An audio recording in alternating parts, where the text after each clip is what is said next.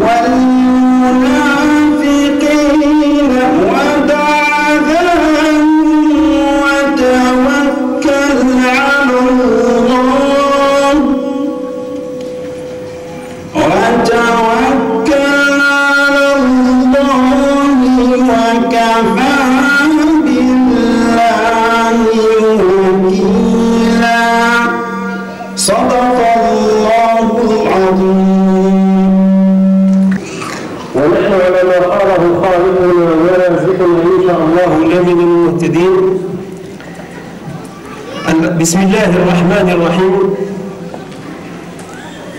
الحمد لله رب العالمين نحمده ونشكره ونستعينه ونستهديه ونعوذ به من شرور أنفسنا ومن سيئات أعمالنا من يهده الله فهو المهتد ومن يضلل فلن تجد له وليا مرشدا وصلى اللهم وبارك على حبيبنا وقدوتنا وقرة عيننا محمد بن عبد الله خاتم النبيين وإمام المرسلين أيها الحضور الكريم أحييكم تحية الإسلام فالسلام عليكم ورحمة الله تعالى وبركاته.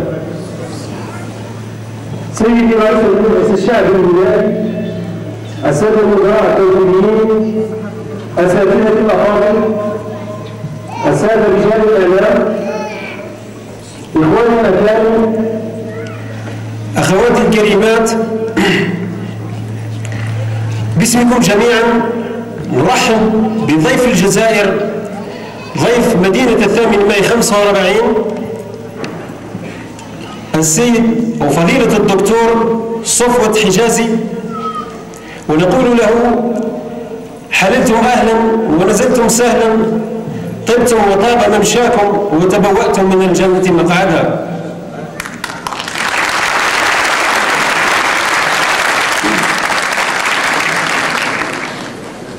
والله ما خلق الإله وما برى بشرا يرى كمحمد بين الورى يا سيد العقلاء يا خير الورى يا من أتيت إلى الحياة مبشرا وبعثت بالقرآن بنا هاديا وطلعت في الأكوان بدرا منيرا. أيها الإخوة أيتها الأخوات، في إطار الاحتفال بأسبوع مولد خير الهدى صلوات الله وسلامه عليه، التي دأبت جمعية الإرشاد والإصلاح على تنظيمه سنويا ونصرة لنبي الرحمة، بعد أن تعالت أبواب ناعقة وأقلام ساقطة تريد الإساءة والنيل من شخصه الكريم. صدر المكتب الإداري لجمعية الإرشاد والإصلاح بجنة برنامجا فريدا لتفعيل هذه التظاهرة، حيث تم توظيف حفل فني ساهر كان من إحياء المرشد السوري يحيى حواء يوم 7/4/2006. واليوم بإذن الله عز وجل نتشرف بمتابعة محاضرة لفضيلة الدكتور صفوت حجازي، فتحية حارة إلى فضيلة الدكتور.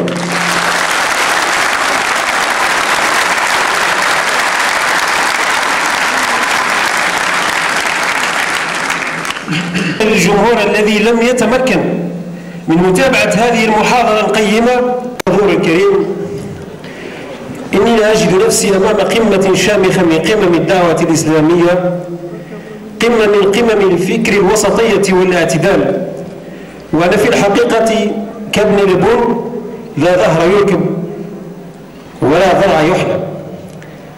الأستاذ الدكتور صفوت حجازي من مواليد 21 أبريل 1963، متزوج وله من البنات رفيدة جويرية ومريم، ومن الأولاد البراء. أستاذ الحديث، عضو المجمع العلمي لبحوث القرآن والسنة بجمهورية مصر العربية، أمين عام دار الأنصار للشؤون الإسلامية، حاصل على ليسانس الآداب جامعة الإسكندرية، حاصل على ماجستير التخطيط العمراني جامعة الإسكندرية، حاصل على ليسانس كلية الحديث بالجامعة الإسلامية المدينة المنورة، حاصل على ماجستير الحديث وعلومه جامعة ديجون فرنسا، حاصل على دكتوراه مقارنة الأديان جامعة ديجون فرنسا، حاصل على الإجازة من الفقه المالكي والشافعي والحنبلي، حاصل على 96 إجازة علمية من العلوم الشرعية، له برنامج رحمة للعالمين في قناة إقرأ، له برنامج جوهر الحياة بالتلفزيون المصري. هذا فيما يخص السيرة الذاتية لفضيلة الدكتور صفوت حجازي الداعية. لكن الذي لا يعلمه الكثير منكم فهو بمثابة الكابتن صفوت حجازي.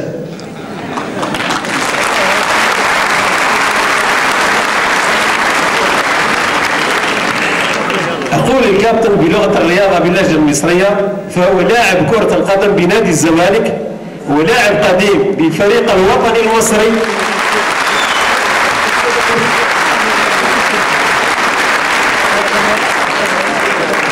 وسبق له أن شارك في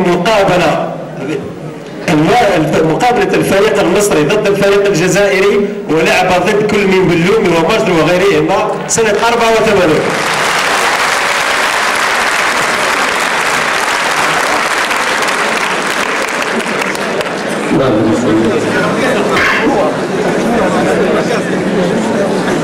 استسمحكم عذرا إن تطاولت بالحديث بحضراتكم، لأنه وببساطة إذا حضر الماء بطل التيمم، وما دام المولى عز وجل ذكر في محكم تنزيله وجعلنا من الماء كل شيء حي، فاسمحوا لي سيدي أن نفسح لكم المجال لتحيي قلوبنا وضمائرنا بما أفاء الله عليك في هذه المناسبة. جزاك الله عنا وعن الأمة الإسلامية خير الجزاء. تفضل سيدي.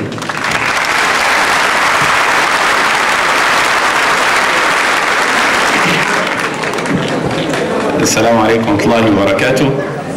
الحمد لله رب العالمين، والصلاة والسلام على أشرف المرسلين سيدنا محمد بن عبد الله النبي الأمين. اللهم صل وسلم على محمد وعلى آل محمد كما صليت وسلمت على إبراهيم وعلى آل إبراهيم، وبارك اللهم على محمد وعلى آل محمد كما باركت على إبراهيم وعلى آل إبراهيم في العالمين إنك حميد مجيد. وارض اللهم عن ساداتنا أبي بكر وعمر وعثمان وعلي وعن الصحابة أجمعين وعن التابعين وتابعيهم بإحسان إلى يوم الدين. بسم الله ما شاء الله ولا حول ولا قوة إلا بالله. اللهم لا علم لنا إلا ما علمتنا. اللهم إنا نسألك علما نافعا وقلبا خاشعا وجسدا على البلاء صابرا. اللهم أجر الحق على ألسنتنا. اللهم أيدنا بالحق وأيد الحق بنا. اللهم اجعلنا من الذين يستمعون القول فيتبعون أحسنه. أهلا ومرحبا بكم أيها الأحباب، طبتم وطاب ممشاكم وتبوأتم من الجنة مقعدا. وأسأل الله عز وجل العلي القدير أن تكون هذه الخطوات في ميزان حسناتنا أجمعين، وأن تكون حجة لنا ولا تكن حجة علينا. ونسأله عز وجل الهدى والبر والتقى والعفاف والغنى. حقيقة يعني أنا سعيد سعادة غامرة بوجودي في الجزائر للسنة الثالثة على التوالي. وعندنا في مصر بنقول التالتة تبتة، يعني خلاص يبقى وجبت انها تبقى كل سنة ان شاء الله الى نهاية العمر ان شاء الله.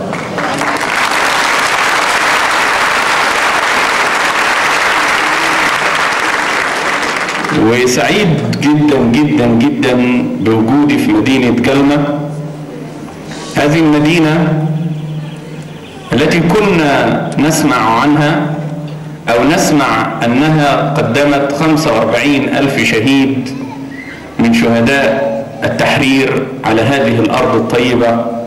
وأنا سعيد بوجودي على أرض ارتوت بدماء هؤلاء الشهداء. نسأل الله عز وجل أن يكونوا قد حطوا رحالهم إلى جوار رسول الله في جنة الخلد. وهذا ليس بغريب على شعب الجزائر وعلى مدينة من مدن الجزائر. وفي إحدى البرامج التلفزيونية في برنامج يعني في قناة من القنوات يستضيف أحد الأعلام المشهورين، ففي يوم يعني وقع في خطأ ضخم وظن أنني من الأعلام واستضافني. وهو في البرنامج بيستضيف الضيف ويتكلم معاه في حياته الخاصة وتفاصيل حياته.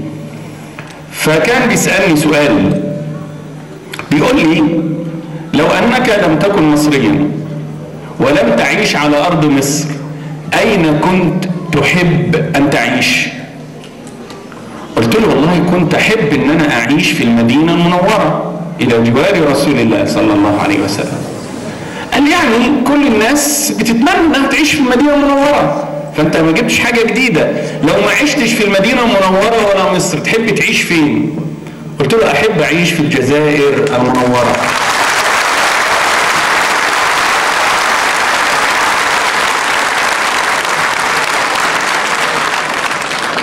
فالمذيع استعجب، قال لي: الجزائر المنورة؟ ايه الجزائر المنورة دي؟ تقصد الجزائر الديمقراطية الشعبية الاشتراكية مش عارف.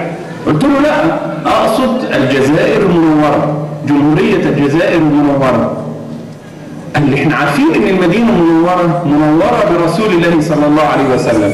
طب الجزائر دي منورة بايه؟ ايه اللي خلاها منورة يعني؟ قلت له: يا اخي حديث النبي صلى الله عليه وسلم بيقول: إن الشهيد إذا جرح ودفقت أول دفقة دم من جسده أنارت ما بين السماء والأرض، فما بالك ب1.5 شهيد دفقت دماءهم، ألا تنير الجزائر؟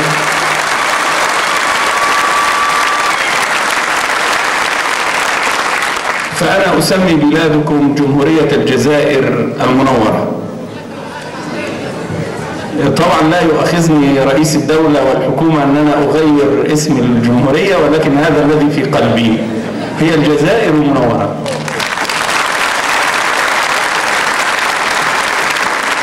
العام قبل الماضي، ممكن نتكلم باللهجة المصرية؟ مفيش حرج يعني، مفيش مشكلة؟ طيب لغاية ما اتعلم اللهجة الجزائرية وإن شاء الله يعني مراتي زوجتي العام قبل الماضي انا جيت قعدت في الجزائر 5 ايام. العام الماضي قعدت 7 ايام. فالعام ده وانا جاي بتقول لي هتقعد كام يوم؟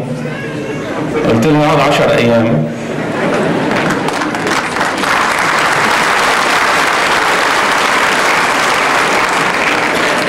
قالت لي ايه الحكايه؟ هو كل سنه بتزيد الايام بس يا رب ترجع على طول ما تقعدش هناك على طول. فمش عارف ايه رايك، ارجع لها ولا افضل قاعد هنا؟ اجيبها هي هنا؟ جزاكم الله خيرا، شكر الله لكم. حقيقة يعني أنا أظن أنكم تعلمون مدى حبي للجزائر ومدى فضل شيوخ الجزائر علي أنا شخصيا، ومنهم يعني بخلاف الأعلام عبد الحميد بن باديس والإبراهيمي والورتلاني وغيرهم. فهؤلاء الأسماء التاريخية التي ساهمت في الحفاظ على الإسلام في أرض المغرب، في المغرب العربي بأسره، أنا أدين بالفضل لرجلين من أهل الجزائر عشت معهم ولقيتهم وتكلمت معهم وتعلمت منهم حب الجزائر. الشيخ الشهيد الإمام الصالح ولا نزكيه على الله ونحسبه كذلك محمد بوسليماني عليه رحمة الله،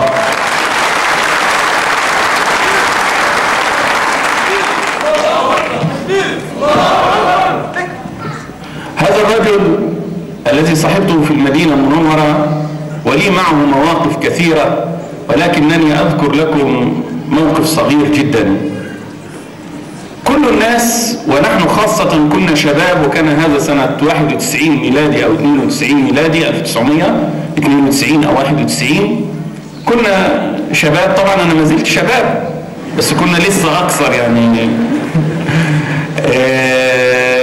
كان كل أمانينا إن إحنا نفضل عايشين في في المدينة المنورة، ونموت في المدينة المنورة، وندفن في المدينة المنورة، لأن النبي صلى الله عليه وسلم يقول من استطاع منكم أن يمت في المدينة فليمت فيها.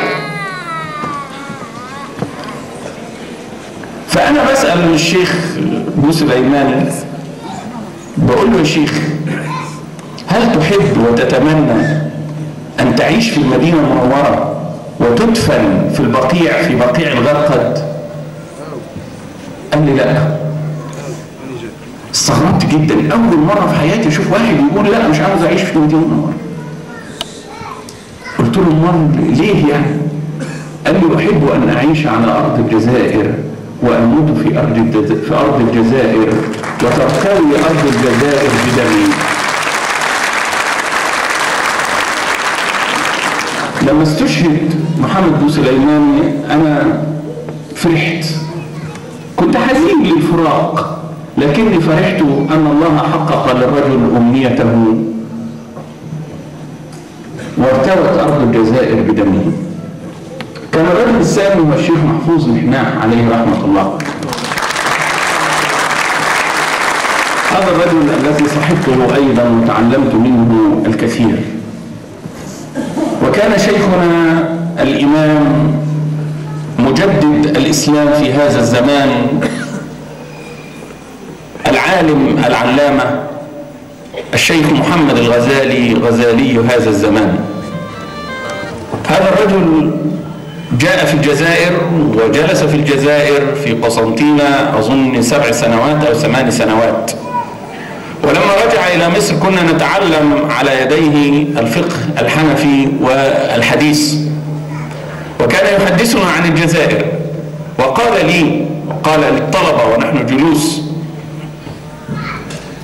أنا سافرت إلى بلاد العالم وعملت وزرت كل البلاد الإسلامية. البلد الوحيدة، هو يقول هذا الشيخ محمد الغزالي يقول البلد الوحيدة التي بكيت وأنا في الطائرة مغادرا لها هي الجزائر.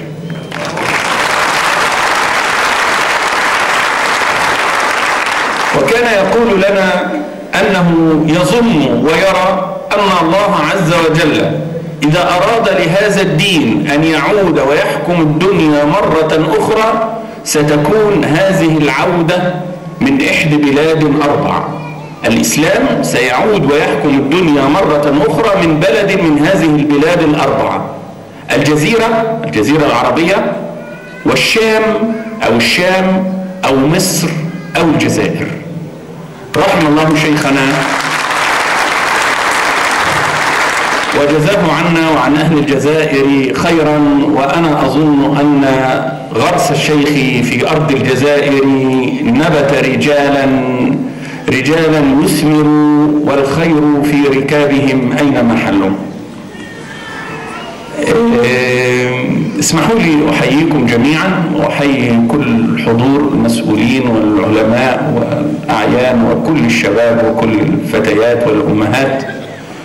واسمحوا لي، وهذه يعني المرة الأولى في حياتي والوحيدة في حياتي أن أحيي ولي أمر من أولياء أمور المسلمين. أنا بيني وبين أولياء أمور المسلمين الرؤساء والملوك بيني وبينهم بون شاسع، لا يحبون أن يلتقوا بي ولا أحب أن ألتقي بي، لا يسمعون كلامي ولا أسمع كلامهم. ولكن في هذه البلد اسمحوا لي ولأول مرة في حياتي أن أحيي السيد الرئيس عبد العزيز بوتفليقة.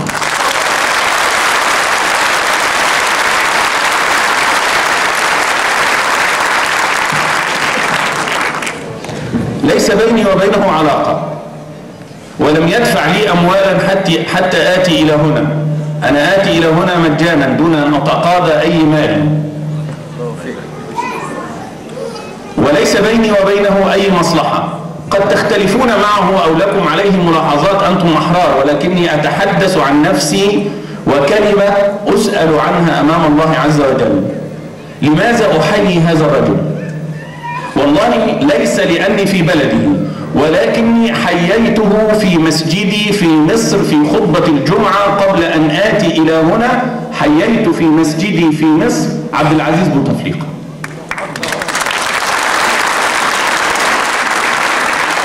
هذا الرجل له مواقف، وأنا أذكر له 4 مواقف في العام الماضي وهذا العام.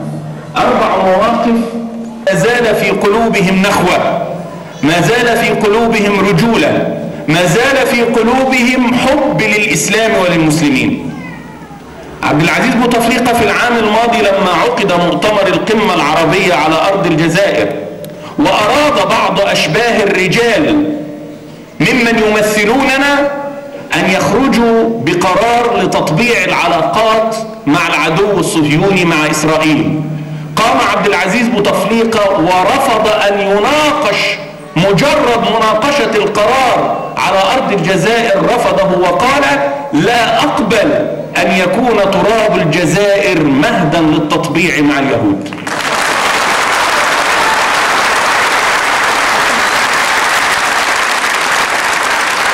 وأيضا في مؤتمر القمة هذا العام في الخرطوم الذي صدرت الأوامر لبعض الملوك والرؤساء ألا يحضروه فلم يحضروه، وحضره عبد العزيز بوتفليقة وتكلم، وكانت بداية إعلان أمريكا وأوروبا لمقاطعة حماس والحكومة الفلسطينية.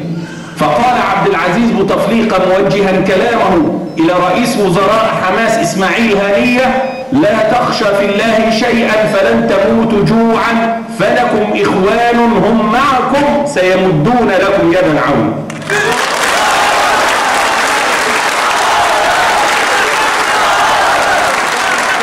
أشكر هذا الرجل على هذه النخوة التي تشعرنا نحن العلماء والدعاة أنه ما زال هناك أمل، ما زال هناك بصيص، ما زال هناك نور.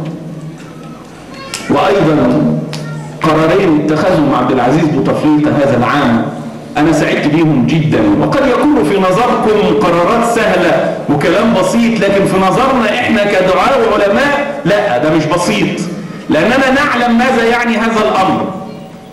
قرار إعادة الأذان إلى التلفزيون الجزائري.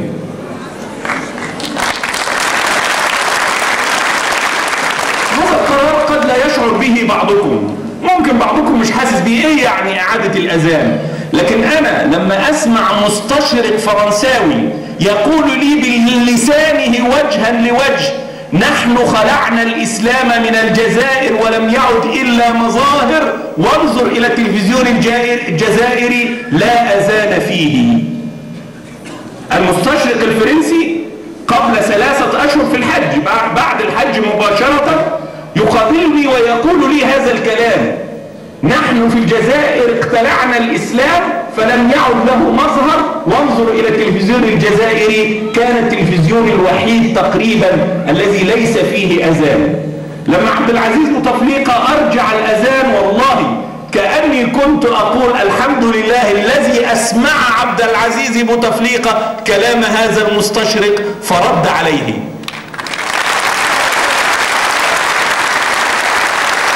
أنا اتصلت بهذا المستشرق جون فلوار، اسمه كده، لما رجع الأذان إلى التلفزيون الجزائري، وقلت له: يعني بونجور، كيف حالك والأذان في التلفزيون الجزائري؟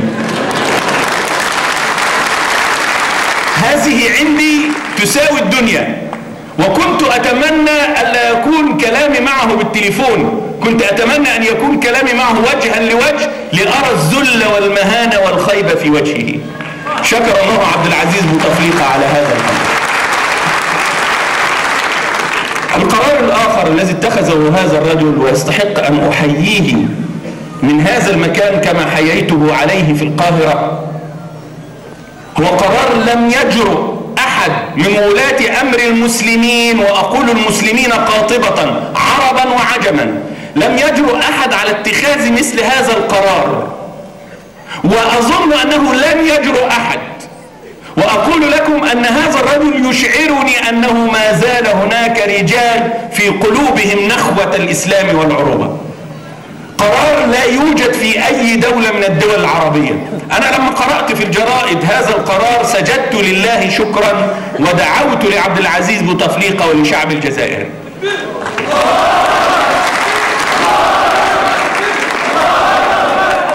هذا القرار كان قرار عبد العزيز بوتفليقة بمنع وتحريم وتجريم الدعوة إلى التنصير على أرض الجزائر. لا يوجد هذا القرار في أي دولة من الدول الإسلامية.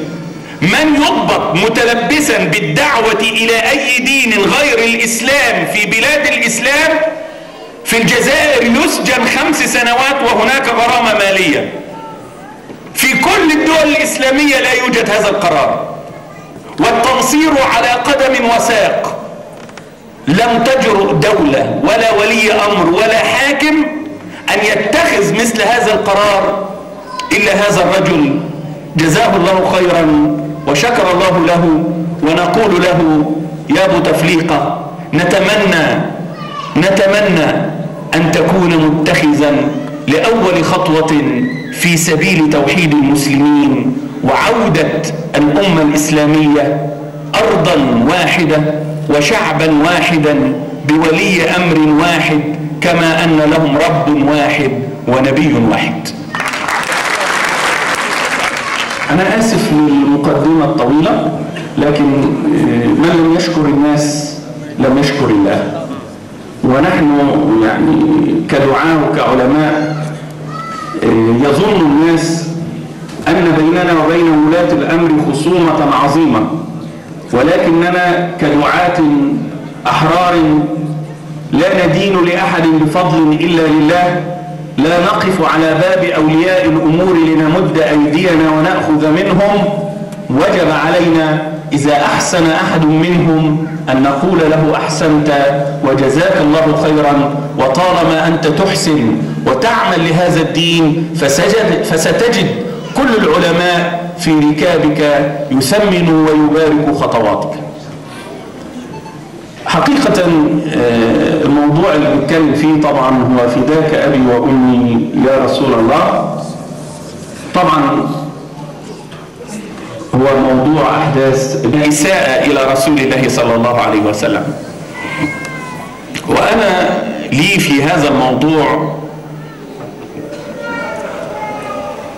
وجهة نظر مختلفة بعض الشيء، فأرجو أن يعني تفتحوا لي قلوبكم وتسمعوني بقلوب واعية وعقول فاهمة حتى لا يفهم كلامي خطأ.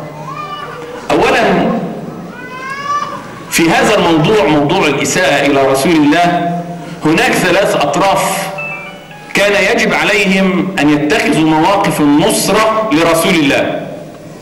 هؤلاء الأطراف ال3 هم الشعوب، عامة الناس والشعب المسلم، والعلماء والأمراء والحكام.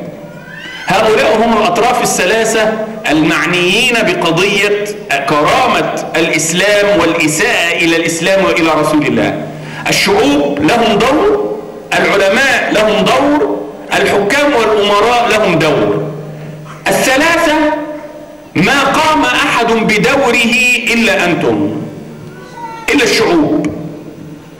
الشعوب أنتم السيدات والرجال، عوام الناس، الطلبة في المدارس، الموظفون في إداراتهم وفي مصالحهم، النساء في بيوتهم، أنتم الوحيدين اللي قمتوا بدوركم. أما العلماء فلم يقدموا شيء، والأمراء لم يقدموا شيء.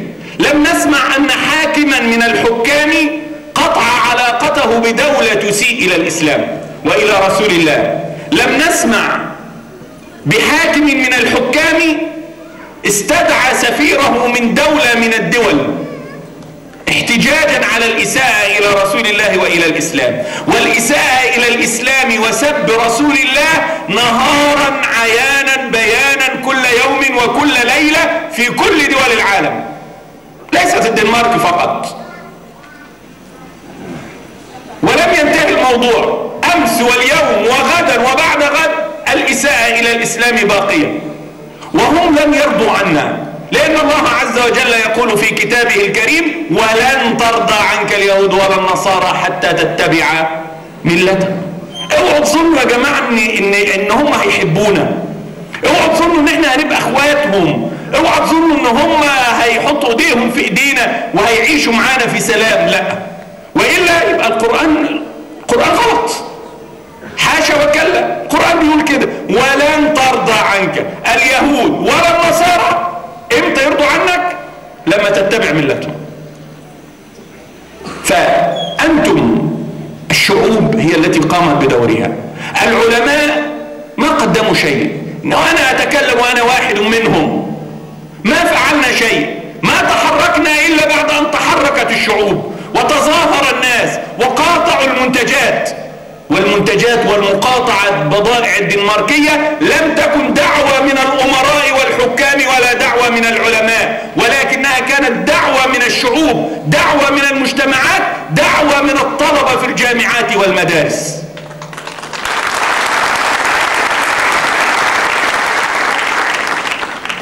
لو أن حاكما أوليا من أولياء الأمور هو الذي تم رسمه بالكاريكاتير وتم رسمه في الصور التي رسم بها النبي، ماذا كان سيفعل هذا الحاكم؟ كانت ستقطع العلاقات وسترفع حالة الطوارئ في الجيوش وتستدعى قوات الاحتياط، وليس هناك مانع إن كانت الدولة التي أساءت دولة ضعيفة أن نذهب ونغزوها انتقاما لكرامة ولي الأمر والحاكم. نقول للحكام: أكرامتكم أعز عليكم من كرامة رسول الله؟ لا والله، لم يفعل أحد منهم شيئا، والعلماء لم يفعلوا شيء. ولذلك أنا أحيي الشعوب والمجتمعات، أحيي الصحوة والغضبة التي كانت في قلوب المسلمين من الشعوب ومن البسطاء. لي وقفات بسيطة في موضوع الإساءة إلى رسول الله. أولا، أنا أتحفظ على كلمة الإساءة إلى رسول الله، فلا يستطيع أحد أن يسيء إلى رسول الله. يكون سبا لرسول الله. نعم هم سبوا النبي لكنهم لم يسيئوا إلى النبي، أساءوا إلينا نحن، لأن النبي صلى الله عليه وسلم أعظم وأكرم وأجل من أن يساء إليه. لو أنت شفت واحد كده في الظهر في نحر الظهيرة في عز الظهر واقف بره في الشارع وماسك واحد كده عظيم من عظماء القوم، حد كبير قوي مكانا وعقلا وكل شيء، واقف في الشارع وماسك طوبة وبيحدفها في السماء، وقاعد يحدف في السماء طوب، ماسك كده غلق قف الطوب مليانة طوب وقاعد يحدف في السماء. الناس اتلمت حواليه بيسألوه بتعمل ايه يا فلان؟ يقول لهم بحدف الشمس، بحدف ان الشمس بالطوب. هتقولوا عليه ايه؟ مجنون، اكيد مجنون، لان الشمس في عليائها لا يطولها هذا الطوب، الشمس في عظمتها لا يطولها هذا الطوب. ايهما اعلى وايهما اجل وايهما اعظم، الشمس ام رسول الله صلى الله عليه وسلم؟ لا والله انه رسول الله صلى الله عليه وسلم. الشمس نورها ينطفئ ونور رسول الله لا ينطفئ ابدا. الشمس تأفل وتغيب ونور رسول الله لا يأفل ولا يغيب ابدا. فلما واحد يشتم النبي هل هو اصاب النبي باي ضرر؟ اطلاقا، هو مجنون يسيء الى نفسه. ولذلك انا اتحفظ على كلمة الاساءة الى رسول الله. رسول الله لا يساء اليه، انما الذي يساء اليه نحن. أسيء إلى مشاعرنا وأسيء إلى كرامتنا وإلى ديننا، أما نبينا فأعظم من أن يساء إليه. فأنا أتحفظ على لفظ الإساءة إلى رسول الله صلى الله عليه وسلم. الأمر الثاني أيضا الذي أتحفظ عليه في هذه الحداثة التي حدثت في مصر وفي دول المشرق وفي السعودية، رفع شعار إلا رسول الله، إلا رسول الله. أنا يعني في الولايات الجزائرية بمر ما لقيتش اليافطة دي موجودة، فالحمد لله اللي انتم ما رفعتوش هذا الشعار. جاءني أحد المستشرقين الإنجليز وبيني وبينه يعني علاقة علمية ومناظرة علمية وهو نصراني، جاءني في مكتبي يسلم علي ويقول لي جزاكم الله خيرا وشكر الله لكم. قلت له على إيه؟ قال لي على أنكم تأذنون لنا وتسمحون لنا أن نسب كل مقدساتكم إلا رسول الله. قلت له إزاي؟ قال لي أنتم رفعتم شعار مكتوبا فيه إلا رسول الله، إلا أداة استثناء، ورسول الله مستثنى. المستثنى منه هو كل المقدسات الإسلامية، كأنكم تقولون لنا سبوا كل المقدسات الإسلامية، سبوا الله، سبوا الدين، سبوا كل المقدسات إلا رسول الله. خدتوا بالكم يا جماعة؟ فأنا أتحفظ جدا على هذا الشعار الذي رفع. نعم فداك أبي وأمي يا رسول الله، كلنا فداك يا رسول الله، لكن ليس إلا رسول الله. النقطة الثالثة كانت يوم ثلاثاء الساعة 12:30 بالليل، وكان في مسج رسالة عبر التليفون النقال المحمول بنتداولها في مصر والشرق المشرق كله. الرسالة دي بتقول ايه؟ تجتمع الأمة على صيام يوم الخميس وندعو الله أن يهلك شعب الدنمارك. جات لكم الرسالة دي؟ البعض جات هنا يعني. ندعو الله، نجتمع الأمة على صيام يوم الخميس وندعو الله أن يهلك شعب الدنمارك. أنا قلت أنا أعترض على هذه الرسالة وأتحفظ على هذه الرسالة. فلو أن